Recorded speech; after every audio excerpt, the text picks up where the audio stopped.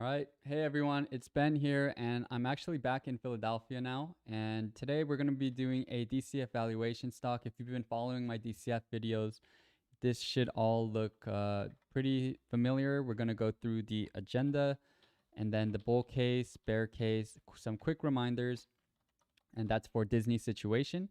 And then I'm going to go into Wall Street Prep, today's sponsor, a little bit, then go into our street-based DCF, a WACC calculation, and then discuss the entire DCF.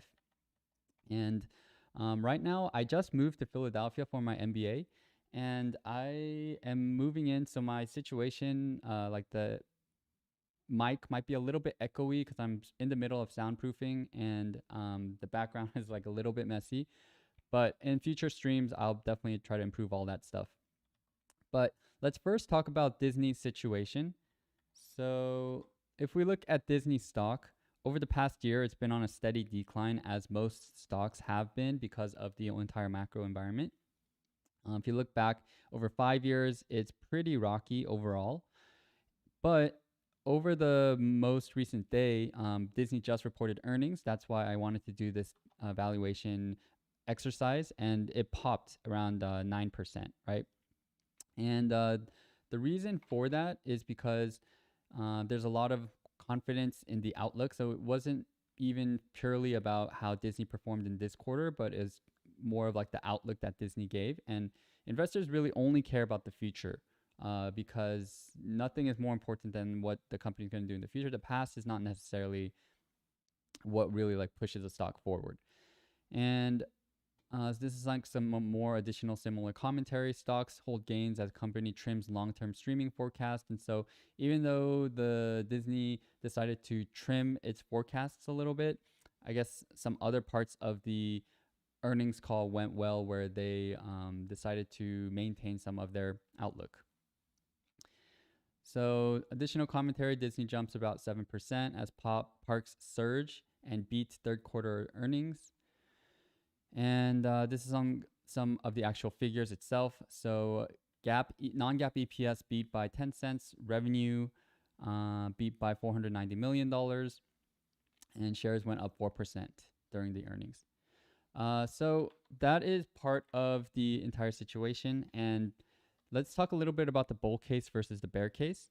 So the bull case is that Disney Parks, which is a huge portion of Disney's revenue, comes back to pre-COVID levels because it's still working its way towards getting back to where it used to be.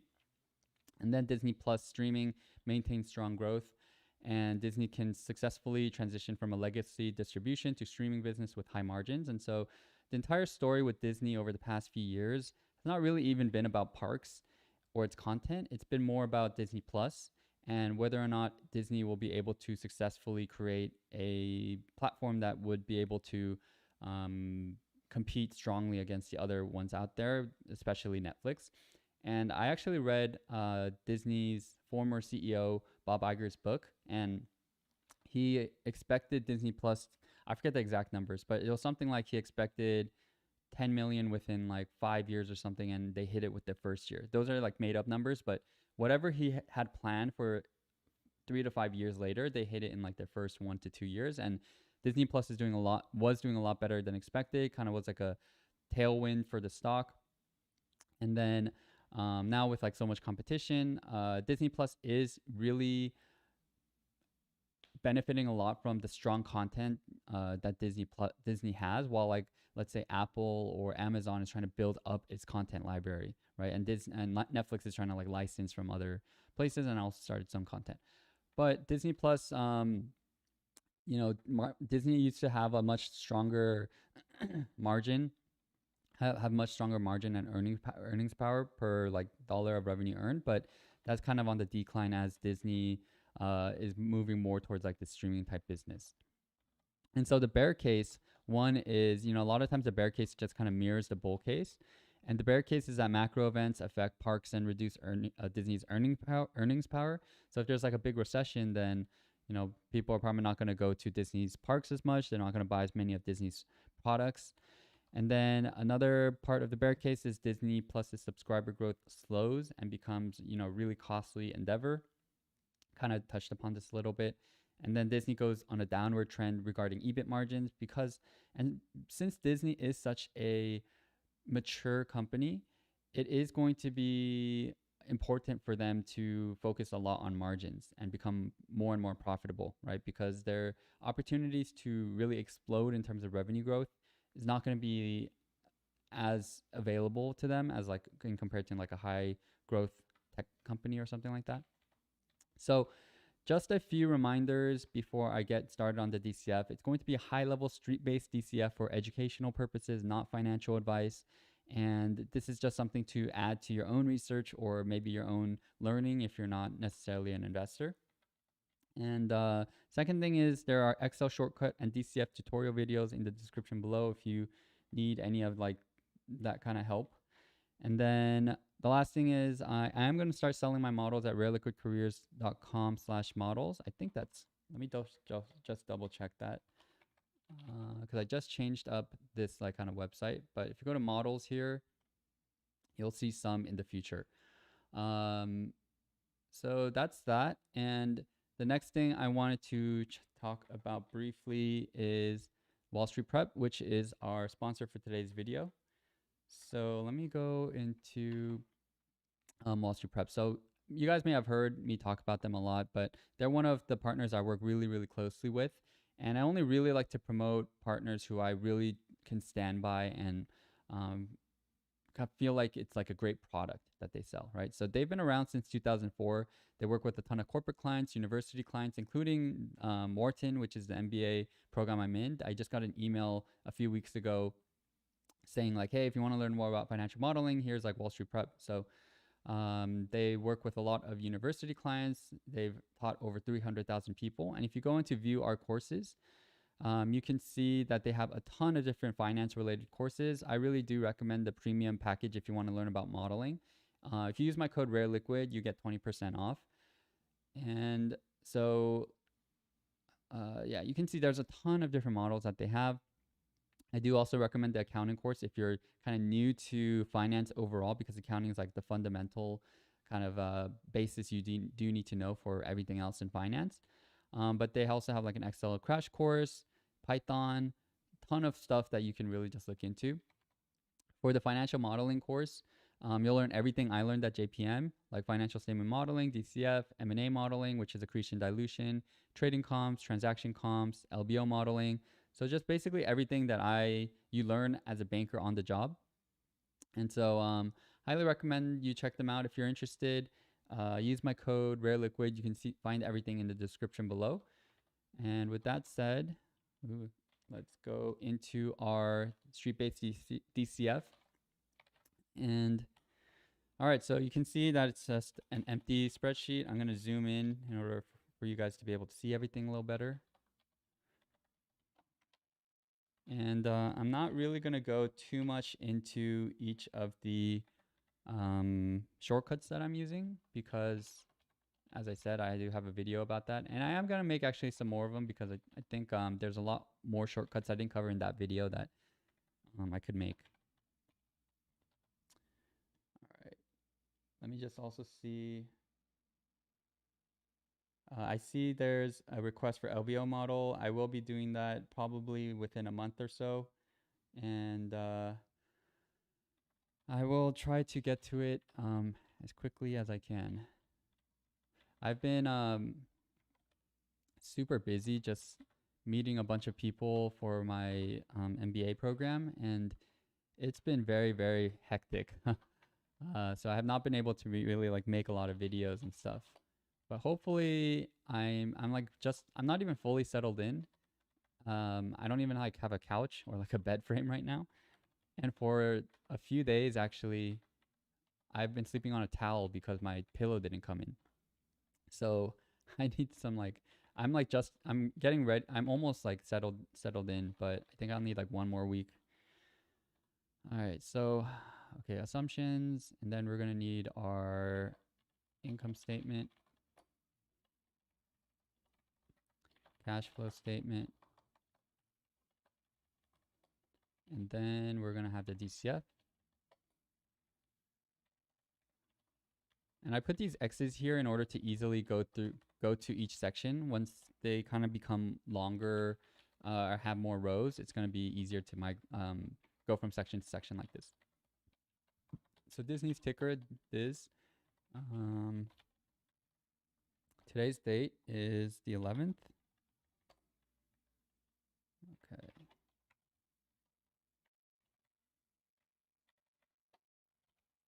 Let's just make this 9.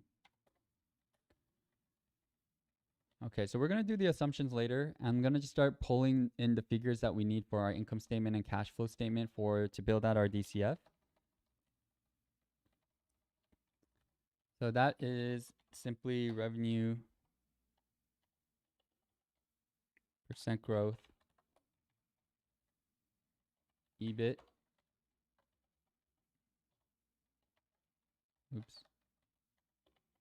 percent of sales,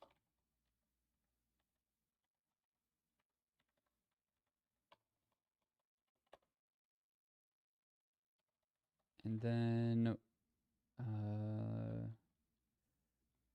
feel like, oh, taxes. This one will be percent of EBIT. Cash flow statement, we're going to need our DNA. And we're going to look at percent of sales and also percent of CapEx. And then we're going to need our capital expenditures.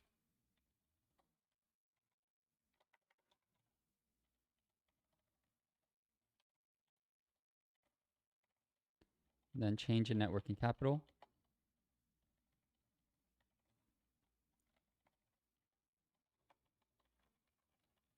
And today I think we're going to most likely just do a 10-year DCF, or sorry, 5-year DCF, because Disney is such a mature company. I don't think we're going to need a 10-year DCF.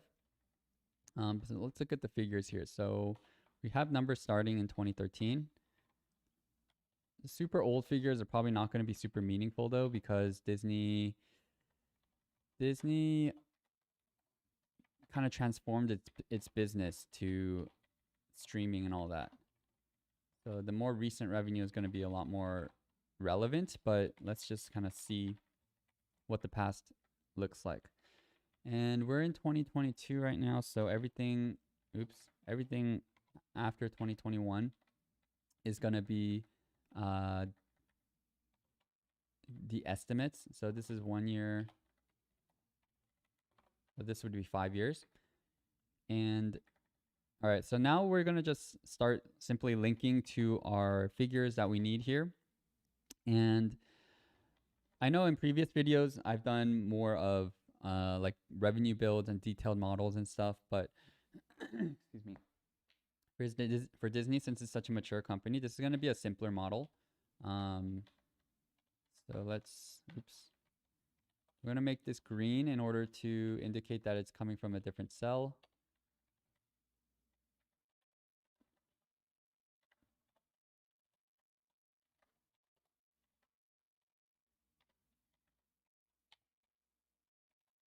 Okay, so as you can see, or let's see, the growth is actually not as slow as I thought it'd be. So let's kind of extend this out.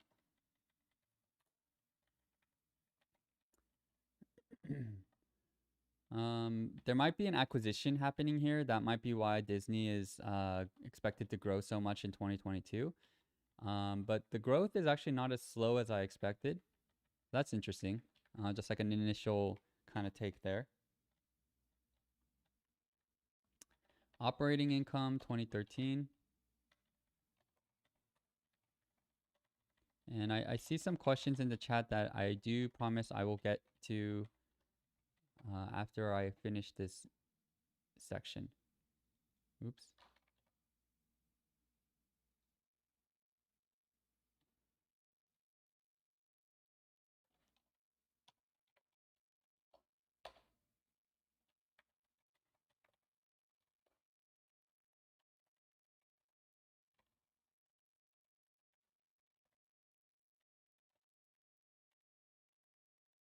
Okay, and then taxes, tax expense. And one other thing I should probably mention is Disney actually ends its quarter in the end of September. Not exactly sure why, but we're right now. This is as of calendar year end, so 12/31. Just wanted to specify that in case any of you guys are building your own DCFs or anything. You should just pay attention to the fact that Disney ends its fiscal year in September 30th. All right, so we got all the figures here, and we're not gonna as I always need to double check how reliable some of these estimates are gonna be. So let's go into our Outlook.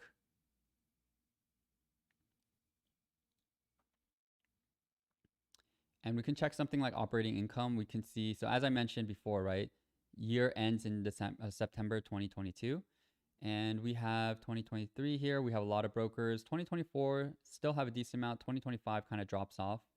So that basically means our 2022 figure is pretty accurate. 2023 pretty accurate. 2024 not as accurate. So starting here onwards, I'm just going to highlight this gray so that I remember that these are a little bit unreliable. So we might have to just use our own figures. And I want to dig into why we have this huge jump in revenue growth. I'm wondering if Disney had a huge transaction, which may have been on the news, but I might have forgotten it.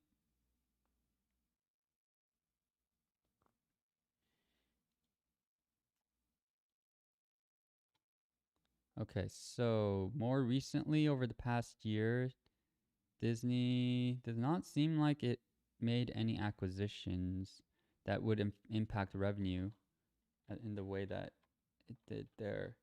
Let me do a little bit of Googling.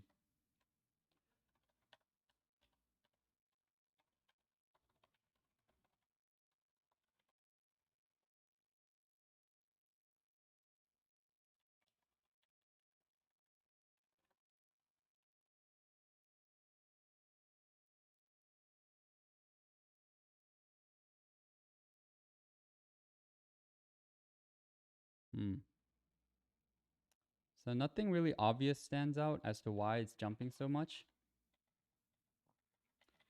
Let me see here. So it's going from 71 billion or so to 86 billion. Pretty sizable jump.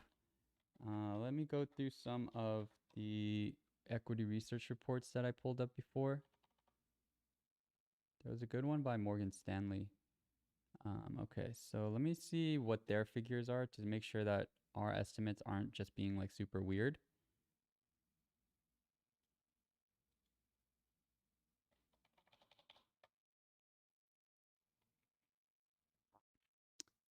Okay, so revenue for Disney's going from 82 billion-ish to 82 to 92-ish billion. So 2021, 2021's not here, but 2022 is around 83 to 90, okay, billion. All right, so it's correct. 2021 should be correct for sure because it's a historical figure. So I'm not too worried about that one. But let me just double check.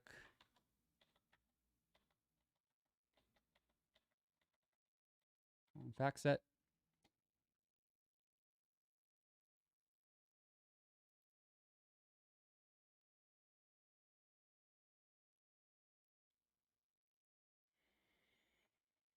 All right, so total revenues 2021 67-ish billion. Okay, so yeah, everything's correct. The numbers don't have any issues. I see some in the chats. You guys are saying that parks are reopening, prices are going up. Yeah, I think those are all probably some of the reasons. And yeah, things going post-COVID. Maybe Disney Plus also adding some revenue there. So pretty big jump, and then it goes back down to like more of its historical growth rates. 2020 obviously was like a huge outlier due to COVID. And margins, as I mentioned earlier in the agenda, right? the big part of Disney's story right now is whether or not it can go back to a company that used to have such strong margins, and this was like kind of Disney in its heyday. Right now, Disney is in much more of like a transitory phase where it's trying to build out new businesses and it's growing revenue, but at the sake of its margins, right? So that's something to definitely be wary about. And then we can see the taxes are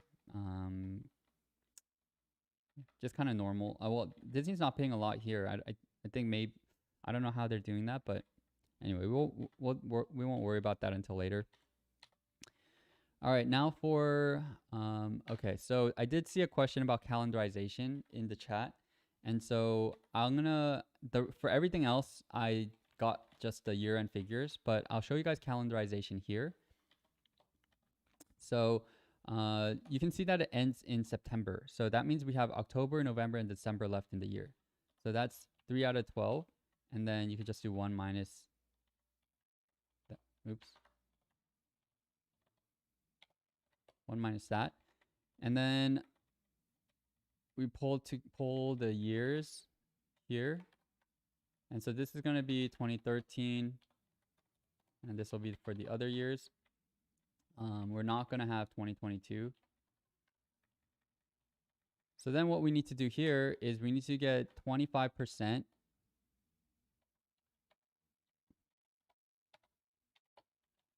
of the, well, I guess it's 70, let's see, 75% of, it's 25% of the following year because that incorporates December, October to December 2013 all the way to September, right? And then you want to get 75% of 2013 because that you'll get everything from January 2013 to September 2013.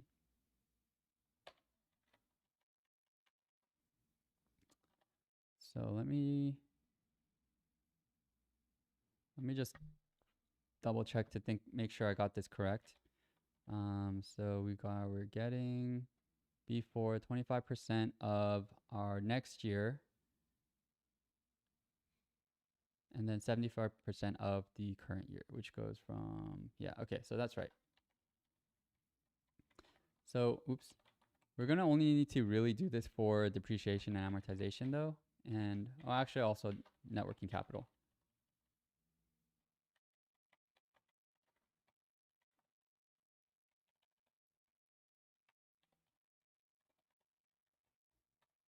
So these, yeah, net working capital doesn't seem like it's gonna be a big figure that we're gonna need anyway. All right, so for DNA, let's go to here, starting 2013, 2021. Percent of sales. Oh, so we should also format everything.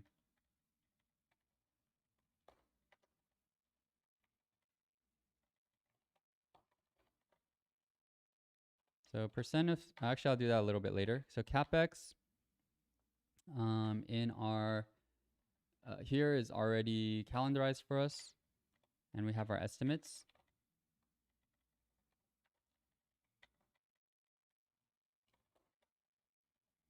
And then change in net working capital.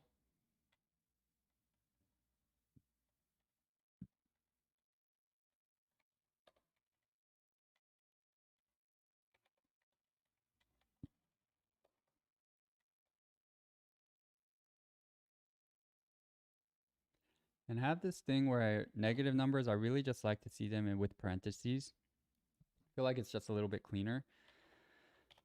Anyway, so we're getting our percentage of sales here. And then let's look at it as a percentage of CapEx. And the reason we do this is because your DNA and CapEx should converge over time and should get to around 80%. And over here, it looks like it's like at around 90% now. CapEx, percentage of sales as well.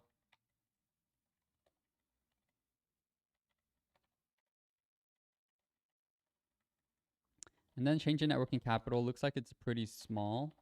So not going to be a huge part of our analysis.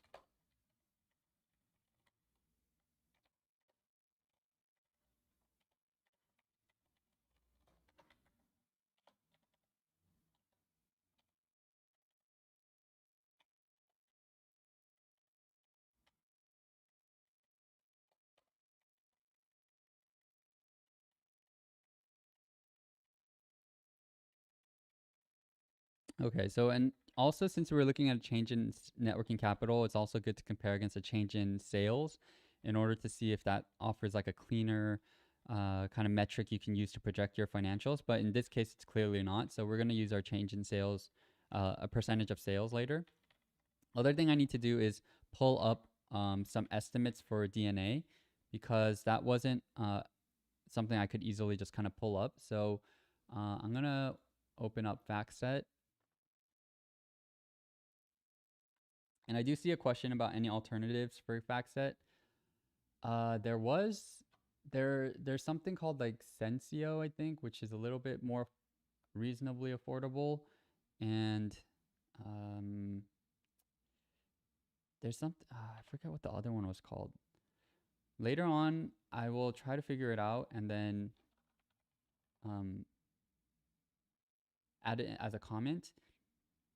But normally, if you want good estimates, it depends what you really need it for. But if you want like good estimates, you kind of do have to end up paying for it. Like paying a lot for it, I mean. There's nothing that really offers it kind of like cheap. Okay, so we're going to need to get our depreciation. Report basis is calendarized. Calendar year is going to be the one that we choose here. Okay.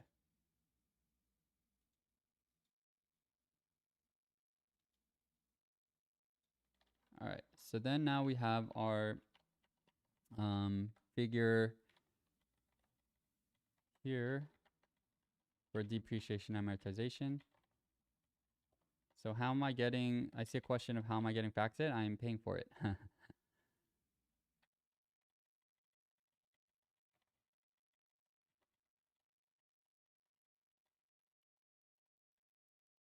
Okay, so all right, now we have our figures, and if you guys have seen my previous DCFs, like especially like the Apple one that was 3 hours long, I did a revenue build and all that stuff, right? But for for Disney, because it's kind of, I feel like it's a little bit more simple. So we're just gonna do a 5-year DCF, no revenue build. We're just gonna all these figures, as you can see, are like pretty steady. So I don't think we're gonna need to stress too much about making like a ton of assumptions or anything. Let's just see what the DCF kind of tells us, and we'll create different scenarios in order to kind of play around. And that's the whole purpose of this DCF. Like even though we're not necessarily we're relying a lot on the street, like Wall Street estimates, in order to build out the DCF. So it's not like we're doing a ton of our own fundamental research by speaking with customers and the executive team, which is like what equity research analysts and hedge fund investors do. But as retail investors like you and me, we don't have those resources or access, right? So this street-based DCF is kind of to just kind of see what does the street think. Oops. And then building out some different scenarios. Whoa, what did I do here? In order to give us some flexibility. Oh, I hit a column on accident.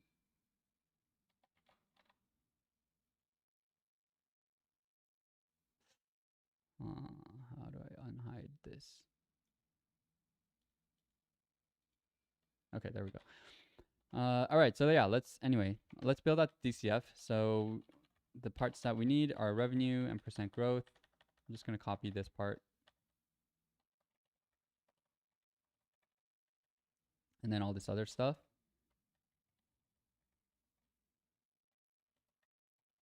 So in between that, we're gonna need our EBIT, which is our earnings before interest and after taxes.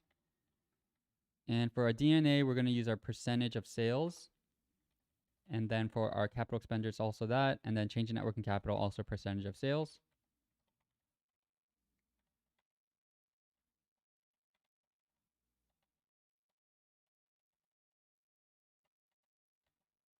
So I see someone says, you're 15 years old and gone into conference calls for earnings and ask questions. Not exactly sure how you did that, but I'm saying that it is possible, of course, to do some more fundamental research, but not at the pace of like the number of companies that I'm trying to cover and all that. So I'm not saying it's impossible to do fundamental research on your own. I'm saying it's not like it's not going to be easy to get the amount of research that you truly need to do in order to have enough support for every single assumption, because if you wanted to truly do a proper DCF model like the equity research analysts, then when you like look at each of these figures I'm about to show you here, so,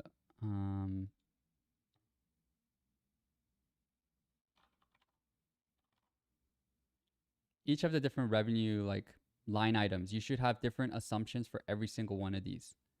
And sure, you could ask a few questions at a conference call, read the transcripts and all that stuff, and get some good information on your own.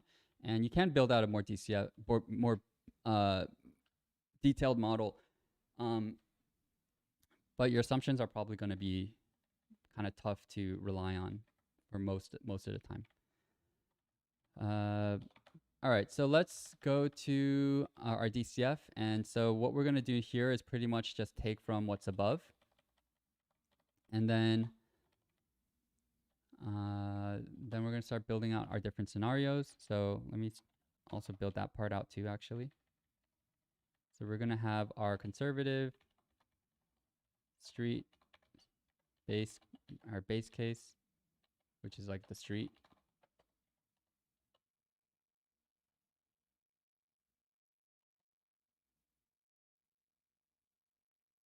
And then street case, optimistic case,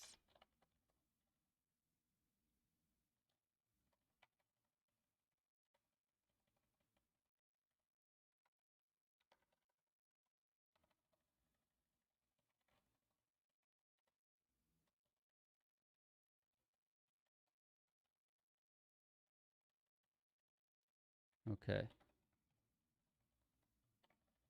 And then for our the rest of the items, normally you could also build out different scenarios for each of these, but I don't think they're going to be super, or they're not super variable, so we're not going to sensitize for those. Okay.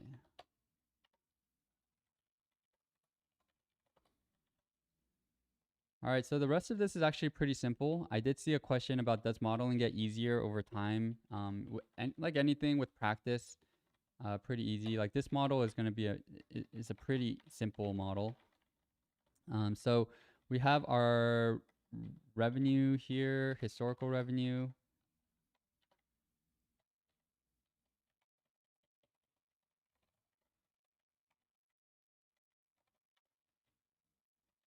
And then we'll get our EBIT. All right, well, let's start off with one at a time.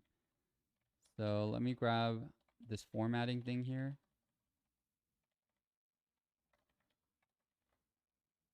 Okay, and then we're going to need like a certain percentage.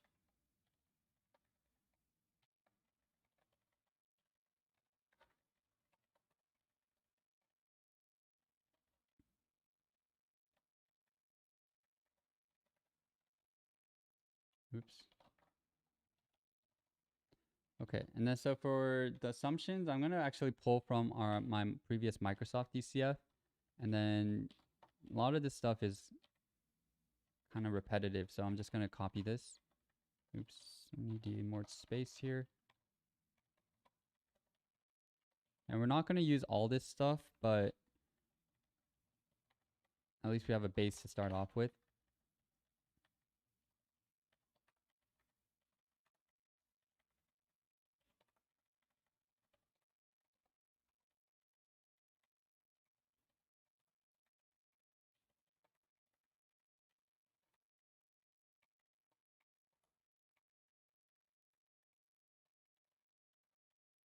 So we're going to need a revenue switch, EBIT margin switch, something for I don't think when they're going to need one for taxes. So yeah, this is actually going to be a pretty simple model.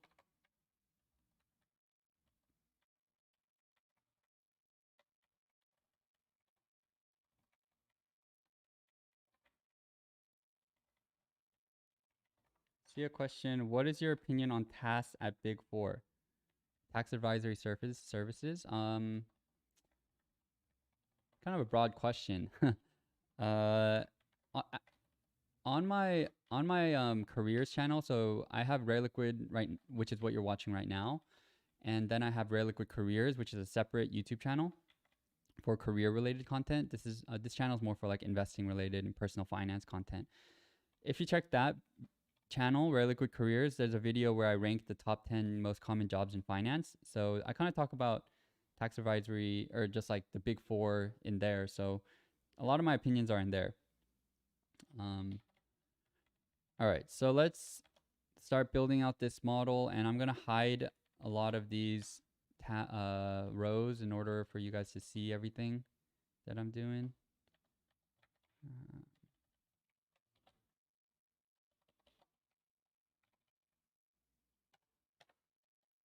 Oops.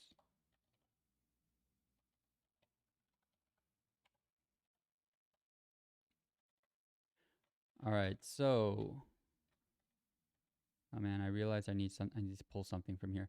Okay, so right now in 2022, we're how many months in? Like 8 months in, right? So this means that for our estimates for the next year, the analysts just need to get 3 months correct in order for this number to be accurate. So we're gonna just go with what the street thinks here because there's only 3 months left, and these analysts like talk to management all the time. Their figures should be pretty accurate here. So we're just gonna make these equivalent to what the street thinks here. Not really play around with that too much. Oops.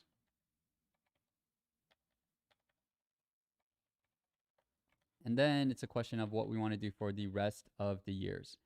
And for our street-based street case, it'll just be based off what the street thinks. And we can see, as I mentioned earlier, you know, it's a little bit unclear, or the brokers are not as reliable for these future years. And let's see what the difference is between these two. So 7-8% and then 8%, right? This is also odd. Why would it go like down further and then kind of increase? So based on the fact that the street thinks like that it will go to 2023 next year, which is not, you know, super I would say aggressive or conservative. It's kind of just like, it kind of makes sense. It probably would make sense to just linearly grow this down over the next few years down to something like 7%. So that's what I'm personally thinking of doing here. So in revenue for year 2026,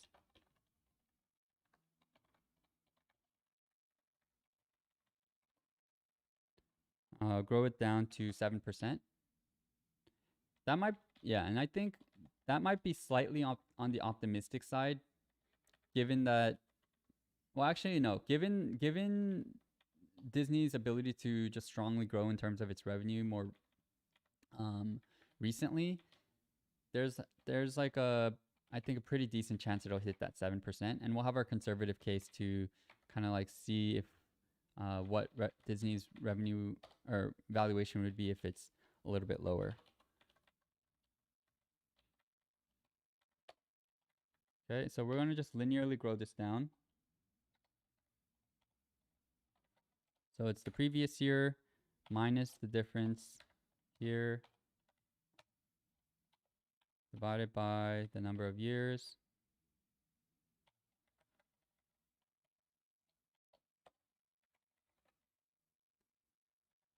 I see a nice comment.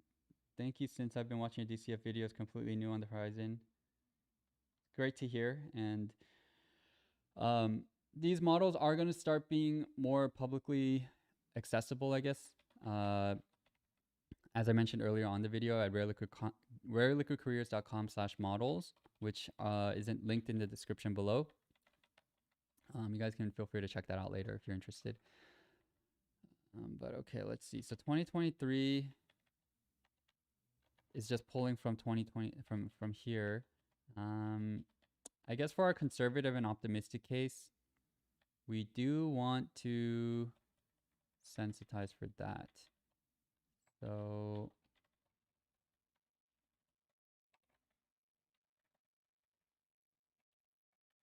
this is actually going to be for revenue 2023.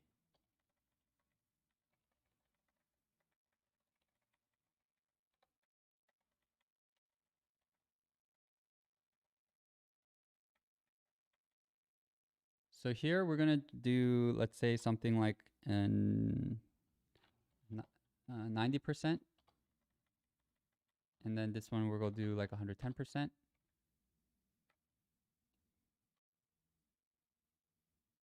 And the reason we're not going to do that much more than that is just because next year we're not probably going to see a huge variance of what the street thinks. And then this is where the growth will actually matter a lot more. So if we want to be conservative,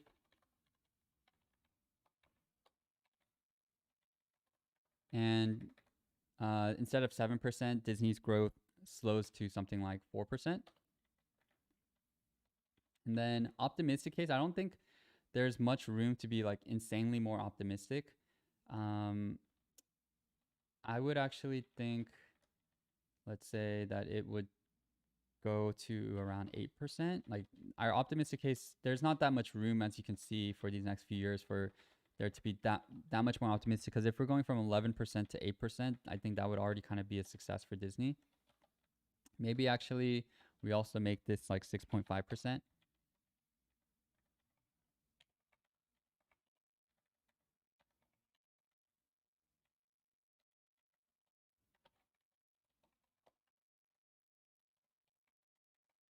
And also, I guess while I'm doing all this, quick poll for those of you guys who are watching, who here is bullish on Disney and who is bearish? So just type in the chat. I'm curious to know, are you guys bullish or bearish on the company?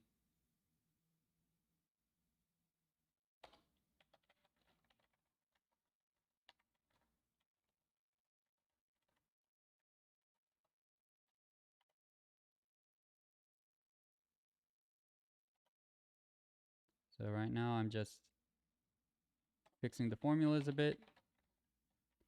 Okay, so now we have our revenue growth figures.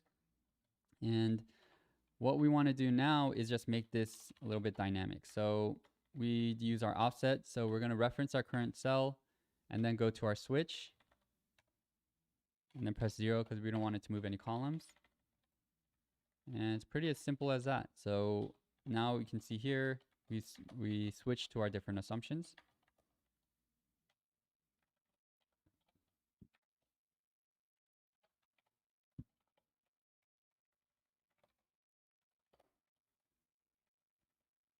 And taxes, we're actually not going to sensitize for, so we'll delete that. And then our EBIT, our next really important kind of assumption here.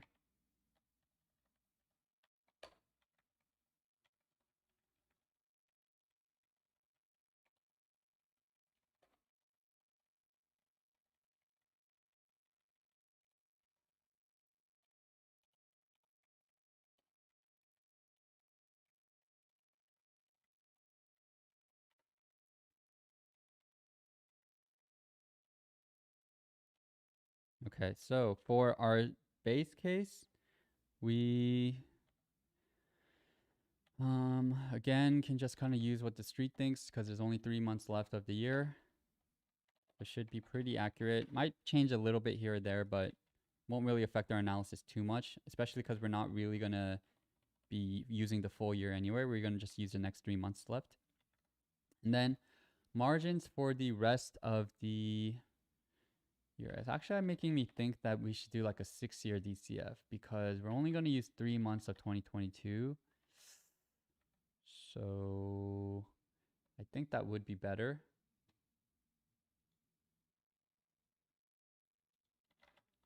At the end of the day, it doesn't really matter how many years you do for your DCF. It's kind of just based on what you're comfortable with or how like. But I think for in our yeah, it's kind of odd. You don't see 6-year DCFs often, but in our particular situation, since there's only 3 months left of 2022, I want to extend this out by 1 year. So I'm actually gonna have to change some of this. So revenue for 2027.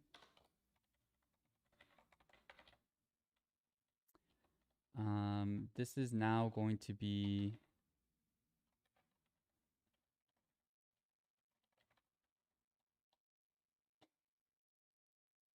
what's really driving the analysis. So let's move these over here.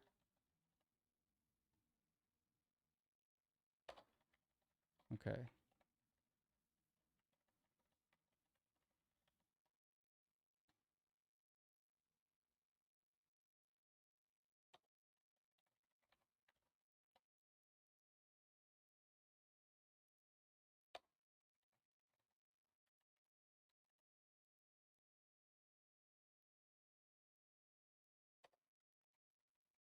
Okay, so then here for 2027, instead of growing down to 4% for our conservative case, let's grow it down to 3%. And then for our revenue for 2027, instead of 6.5%, we'll grow it to like 5.5%. And then our optimistic scenario, I think it was previously at 8.88%. I think that is, oh yeah, let's make it around 7.5% or so. Let's see. Yeah. So this would be like a very good scenario for Disney.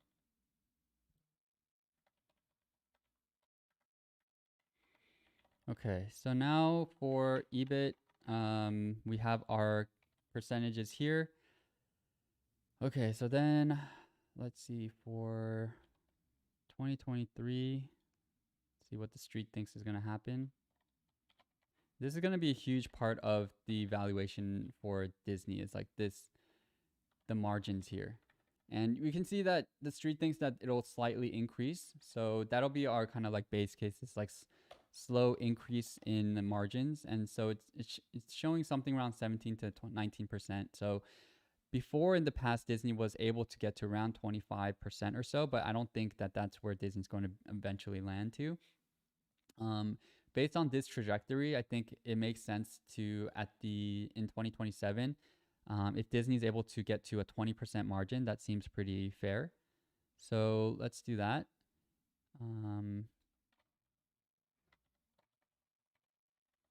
So we're going to need, similar to our revenue. Oh, computer's lagging.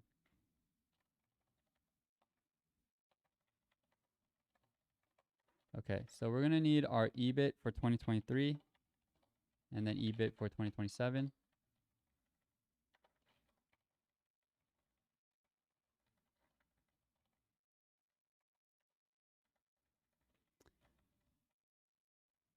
Okay, so I think we'll do something similar here where we just take 90% and then 110% for 2023.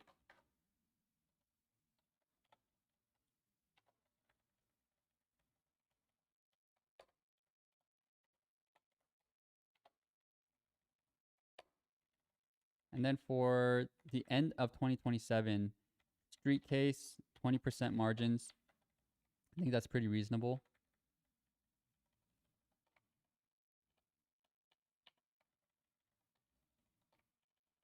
And just fix up the formatting a little bit here so everything is consistent. Okay, so 20% margins for our street case, and then our base case.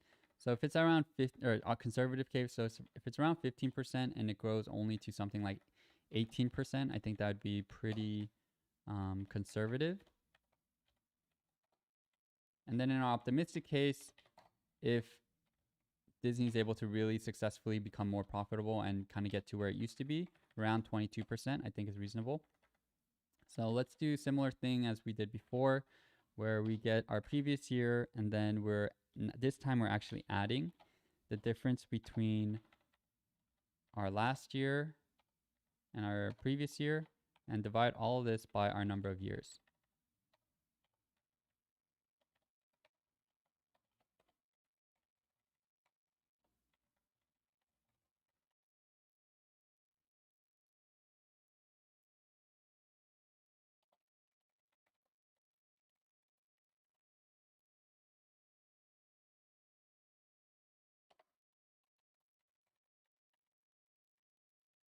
Okay, so then now we have our, this is pretty much the DCF. Like we have a few steps left, but we're almost done actually. Okay, so then our WACC, or sorry, EBIT switch, 0. Okay. I see a question if I'm using management projections, and no, because I would need direct access to the management in order to get management projections. These are just street based. And okay, so now we'll get our taxes.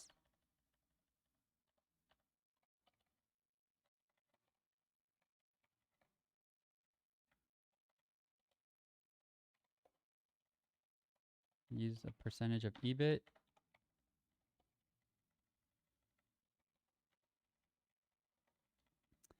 Okay, so now we have to think about what to do for our taxes. And it looks like the street thinks it's just going to be around 17%. And so I think we can just kind of use that figure. Normally you can, so this is definitely a shortcut that I'm doing right now, right?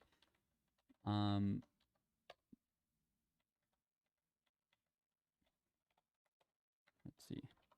And because taxes, you know, it's not something like margins where you have a lot of control over. You kind of can like play around with taxes a bit, but given that the street thinks it's just going to be around 17-18%, I think we can just kind of go with that, not really like pound our heads too much about this particular assumption.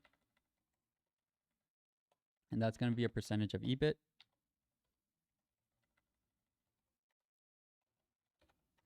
And then we have EBIT, which stands for earnings before interest and after taxes. So that is just simply your EBIT minus your taxes.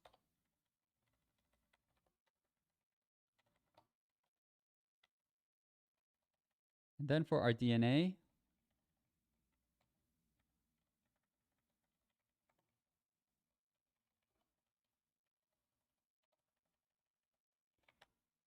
go up here, we'll go to our DNA, get our percentage of sales.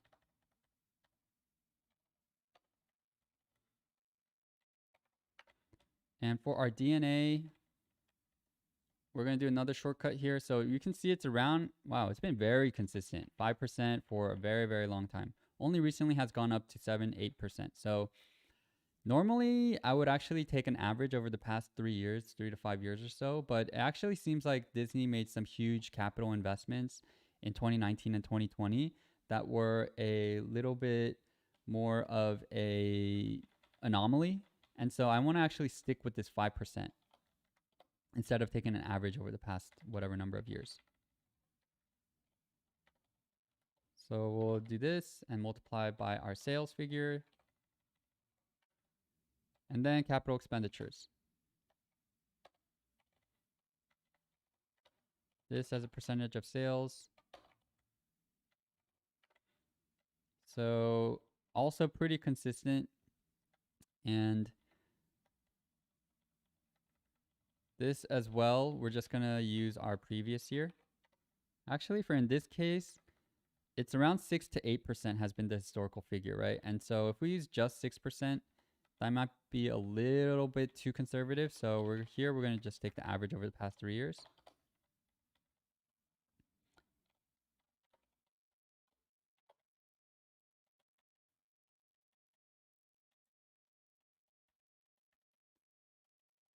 So I see a question, why do I forecast a financial statement?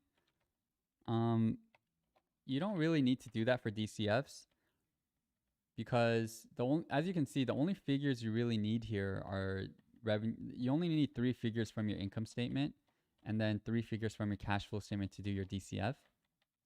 And what you're talking about and like projecting out financial statements, doing all that stuff, that is something that you would do if you had a lot of time.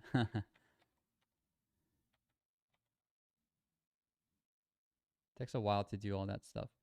I mean, in the future, I can stream like a 3-statement model, not necessarily for building out a DCF, but just generally. But that'll be for the future. And okay, so for the next or for now for change in net working capital, the figures are a little bit strange in these past few years, right? But besides that, it's been around 0%. So I'm actually just going to take an average over these past 2 years because I think the 6% is a little bit too dicey to use. That might actually, I mean, let's see what the average over the past 10 years was. Around negative 1%.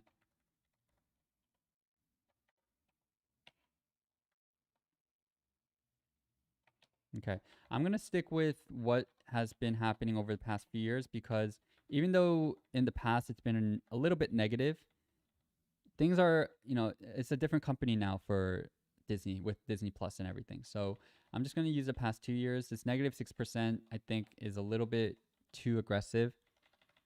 So that's what we're going to use there. Shouldn't affect our analysis much at all because it's a small figure. All right, so now we just need to get, or now we're at our cash flow. So here is our unlevered free cash flow.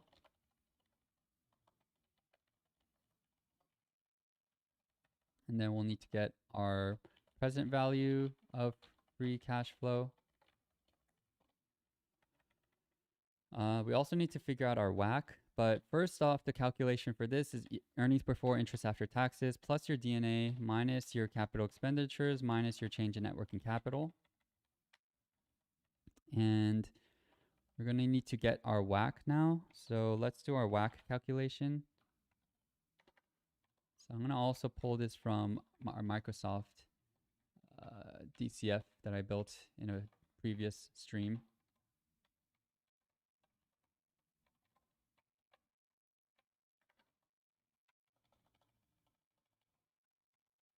All right, so formula for WACC is your percentage of equity times cost of equity plus percentage of debt times cost of debt times 1 minus tax rate.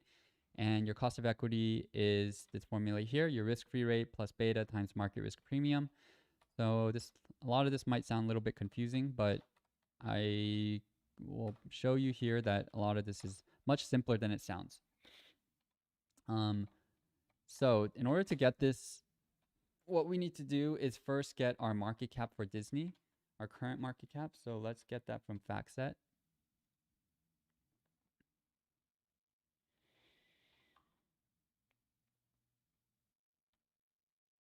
All right, so as it's loading, let's see, it's been about an hour. Man, I actually have class in 30 minutes, so I'm gonna try to zoom past the rest of this. We can actually see here the market cap is around 204.8 billion.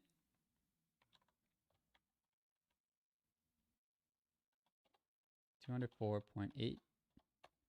And then the risk-free rate is, you get this from your 10-year treasury yield. So let's see what that's at today. And risk-free rate, by the way, is just a return that you can reliably get from the government, or from the U.S. government. Like the U.S. government is not going to default. So, oops. You're pretty certain that you can get this return pretty much no matter what. And then for Disney's beta,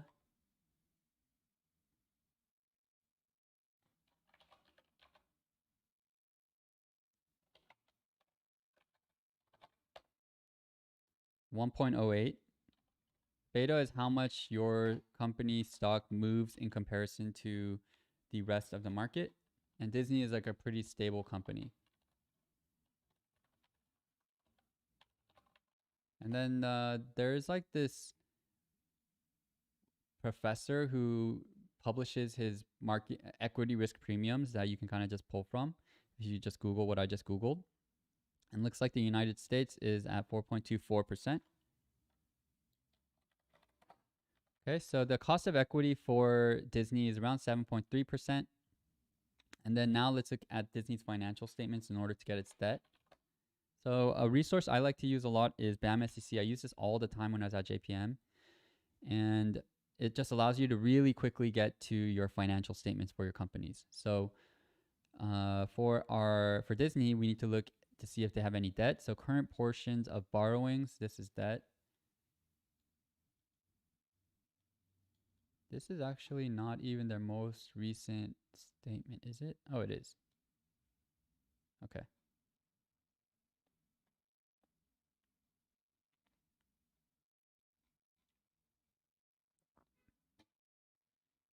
All right, so where is it? Oh, that's cash flow statement. Current portions of debt 5.6 billion. Whoa. So equals 5.6 billion.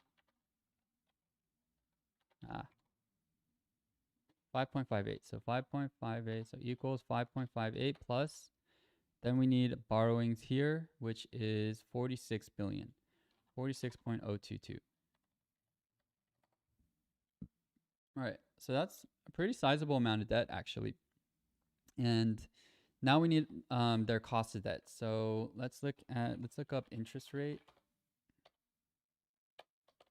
We're gonna have to kind of go through the notes a little bit to look at all the interest. Actually, oh yeah, let's see if we can find it. All right, borrowings.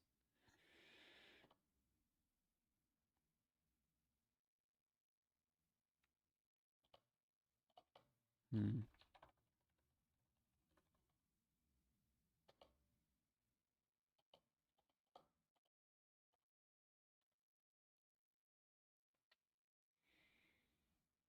Hmm.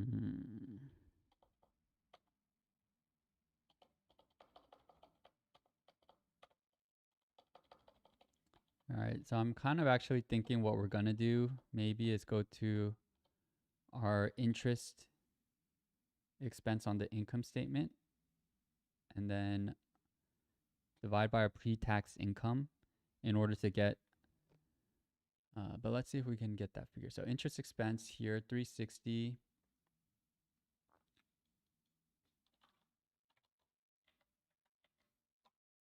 All right, so let's go to our DCF. Oh, where is that? Okay, so in our income statement, we have our tax expense and then our pre-tax income. So actually what we can just kind of do here to see what Disney's interest rate looks like.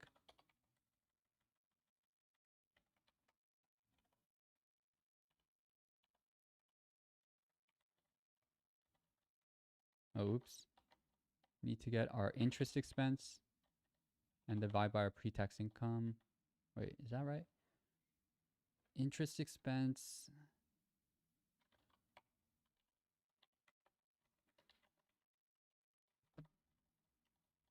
No, this doesn't seem right. Okay.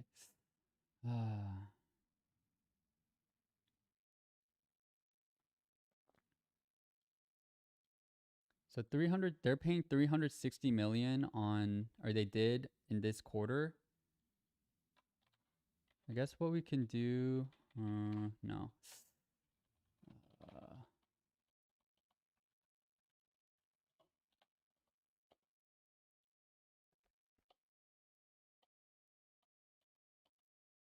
So can't you find rate by interest payments from debt? So that's kind of what I'm looking for right now. Maybe I have to go into the 10K. Seems a little bit hard to find in the 10Q.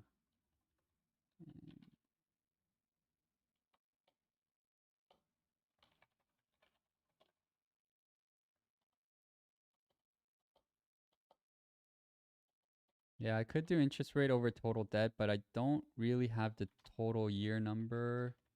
Or it's not completely apples to apples. So let me just try this real quick.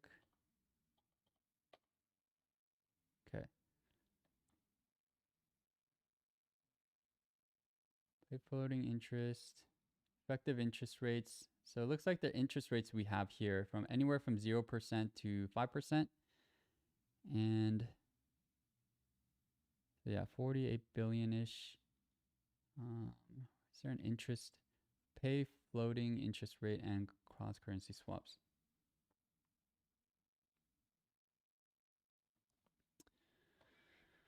Okay, so It'd be nice if we found exactly how much they paid in interest.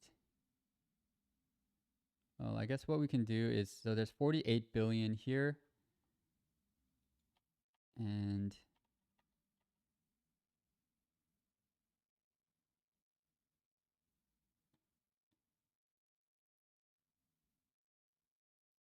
I'm gonna get our financial statement.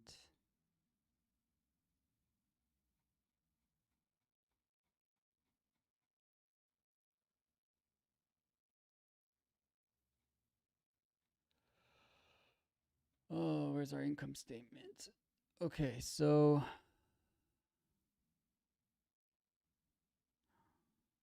interest expense net was 1.4.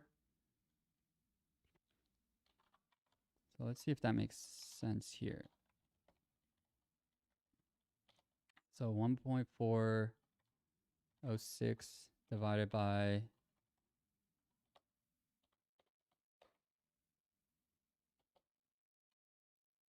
48.5, 48,540.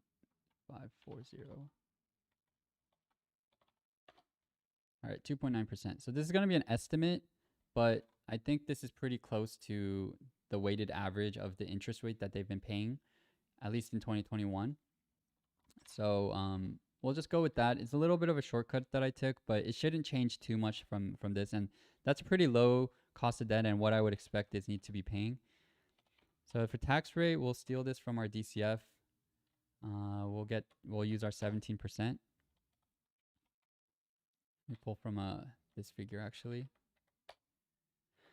All right, so then we have our total here, and then this WACC formula just gets our percentage of equity times our cost of equity, and then our percentage of debt times our cost of debt, and times 1 minus the tax rate. So that's around 6.36%. Pretty low, actually. But it is what it is, I guess. And I guess it kind of makes sense and also doesn't, just because Disney is such a mature company, so you expect a low WACC, but for it to be this low is I don't know, surprising, I guess is the word. Okay, so street case, we'll just kind of go with this, but I'm not sure I'm gonna really use this WACC for when I look at the actual prices and everything and what our DCF spits out, because I think Disney is going to streaming and everything, so I think it deserves a bit more of a higher WACC. So for our conservative case, I'm gonna actually do this plus 1%. And then for our optimistic case, we'll just make it around 6%. But I'm probably not going to use that 6% figure. And then for terminal growth rate, usually something, this really doesn't change too much. Usually it's 2%, 2.5% for this base case, or you can argue 2%. Actually, for Disney, I would argue probably 2% makes a little bit more sense. And then, okay, so now we have our switches here. So, okay, so we're going to use choose. Choose our WACC switch, and then get our figures here.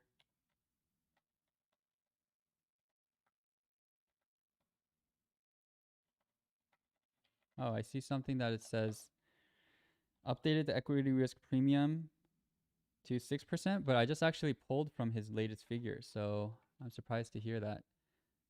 You can see here that's 4.24%. Unless this is not the latest. Oh, latest updated January. So, okay, how do I get the more recent one?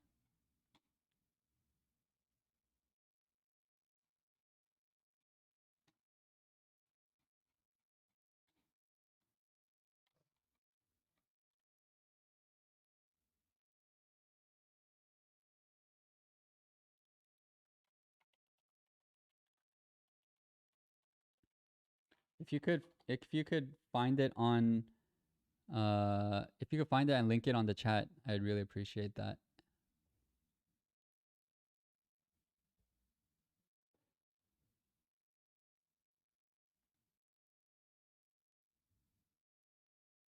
Oh, July 2021. Wait, no, this is a paper. Equity risk premium, March 2022, also a paper.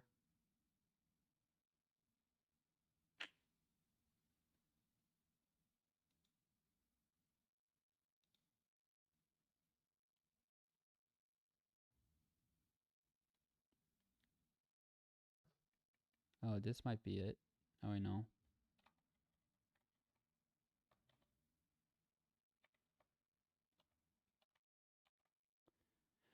All right, I'm gonna go with. I'm gonna take your word for it, Lorenzo. So Lorenzo says that the professor. I'll figure this out by the next stream, but I want to save some time.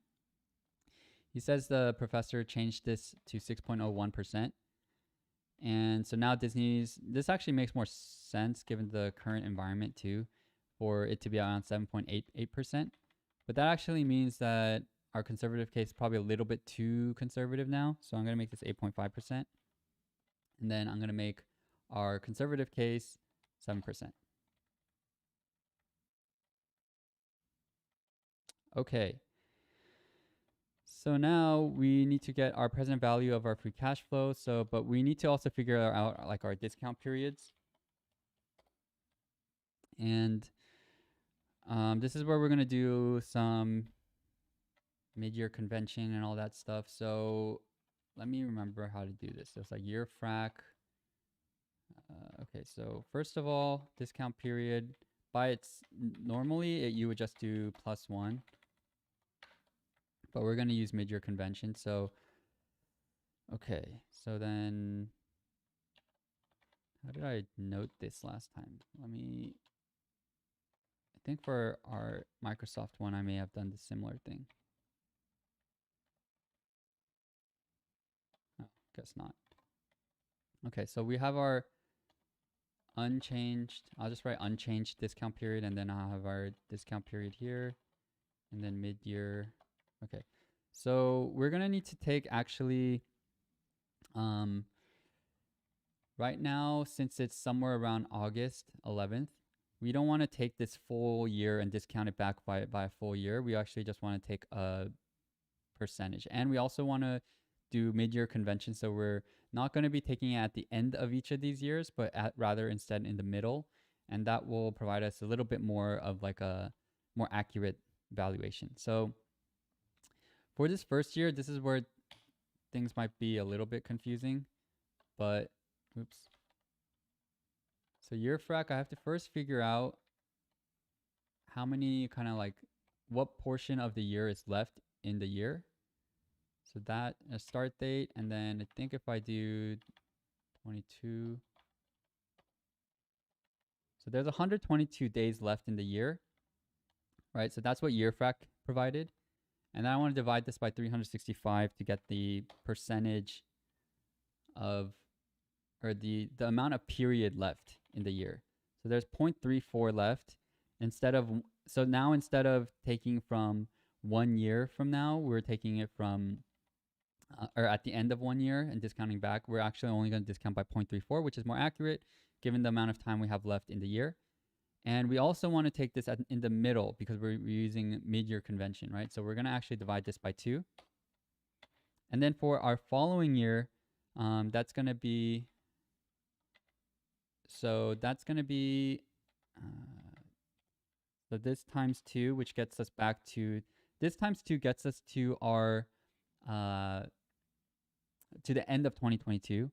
And then we want to get to the end, the middle of 2023, which is the year that we're in there. So we want to add 0.5 here.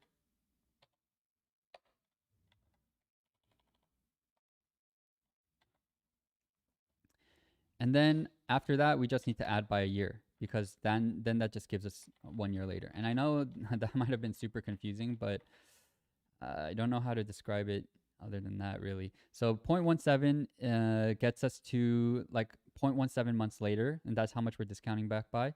And then we want to get our, and then we want to discount by to the half of the following year. So that's 0.84 months from now, and then half by June. All right, let me write these figures here. So this is like 6/30, 2023, and this is 6/30, 2024, etc., etc., right? This is basically what I just did. And these discount periods reflect our cash flows in these time periods. Okay, so later on, I am gonna make like a very detailed DCF tutorial video, and so that will kind of help explain a lot of this stuff. But for now, let's just move on with our DCF. So what we're gonna do is we have our WACC here, and then we're also gonna need our terminal growth rate. So let's get our formula, choose, and then, all right, we're almost done. So I'm gonna name this WACC, WACC. I'm gonna name this TGR.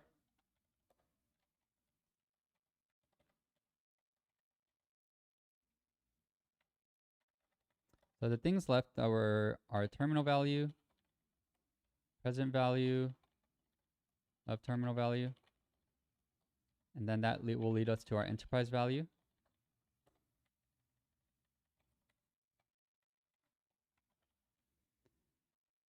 And then we need to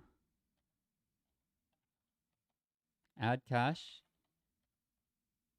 subtract debt. That gets us to our equity value.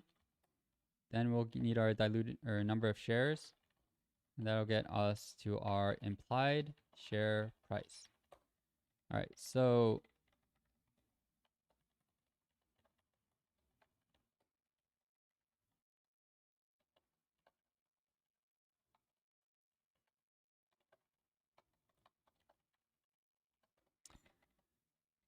all right, so let me think here now. Okay, so now we get our unlevered free cash flow divided by 1 plus our WACC to the power of our discount period.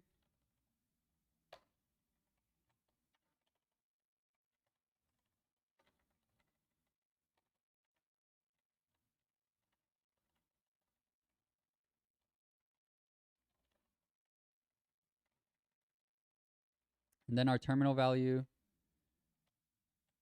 is our last year's free cash flow divided, last year's free cash flow times 1 plus our terminal growth rate, all divided by our WACC minus our terminal growth rate.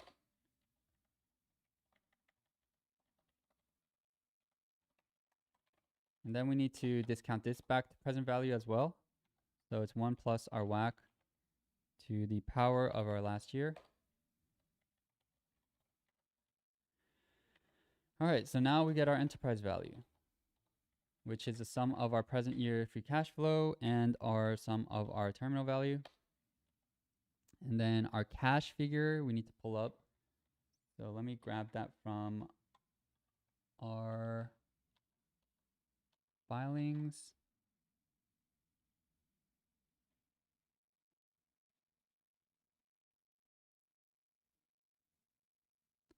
So cash and cash equivalents, 12.959 billion.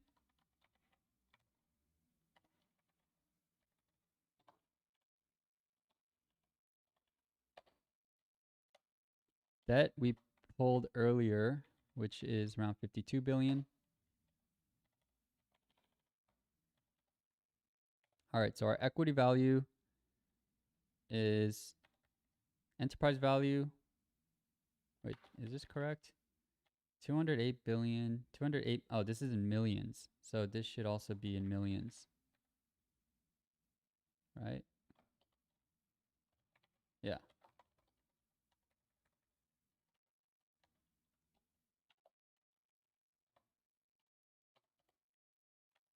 Okay, so enterprise value plus cash minus debt, that gets us to our equity value, and then our number of shares we get from FactSet again. Let me double check our figures. So fully diluted share, market cap 207 billion. WACC, they're using 6.3, interesting. All right, but number of shares, fully diluted shares, 1.844.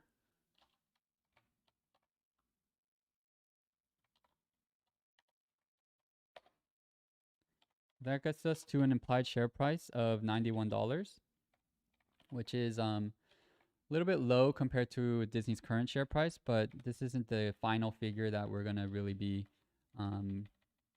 using. So everything's on the conservative assumption right now.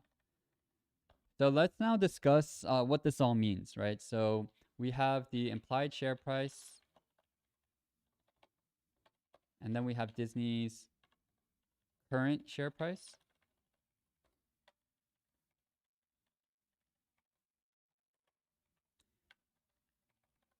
So Disney's current share price is 122.19. So implied,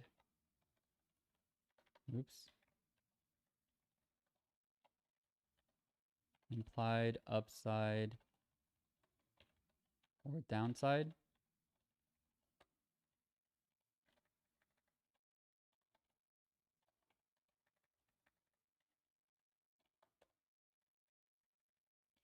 The implied share price we have down here,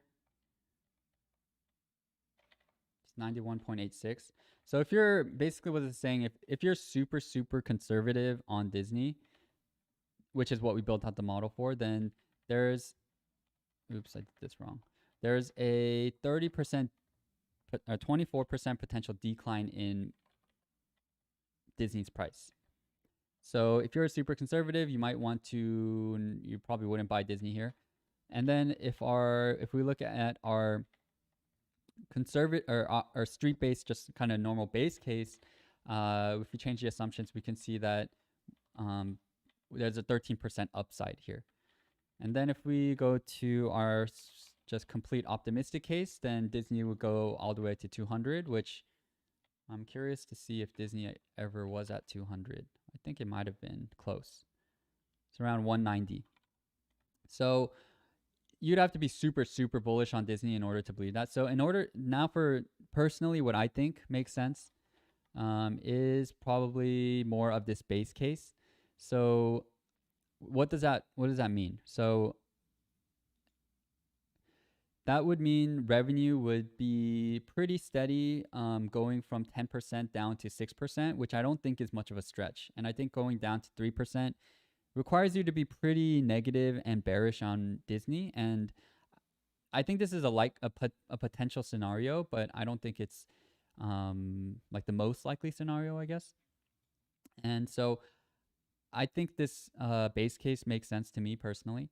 And then this EBIT margin here is where I think this is maybe a best case scenario. Like it's a pretty good case scenario for Disney. And I would think that the conservative to base case here would make sense a little bit more. So essentially what I would think is that so Disney somewhere around 120 right now, which is what this is implying.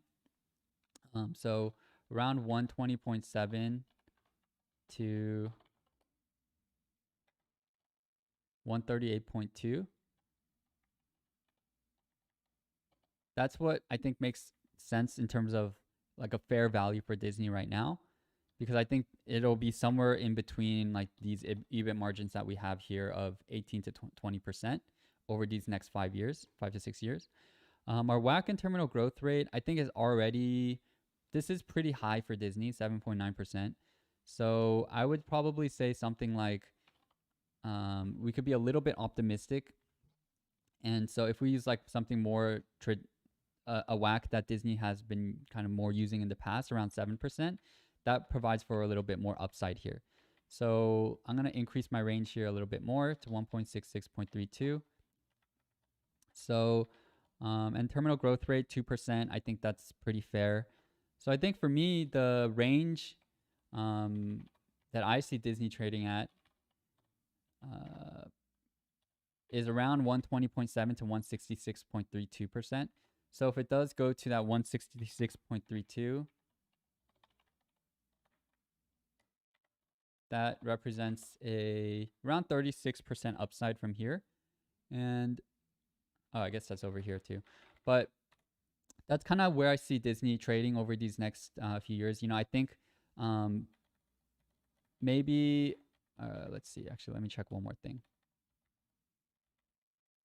Yeah, so the only thing that could potentially bring Disney down a lot more, which is probably what something like this share price share price implies, is if there's like macro events or Disney Plus doesn't, it's not as successful as in like bringing up margins or anything like that, then I could see Disney going back down to like this conservative case of something like $91.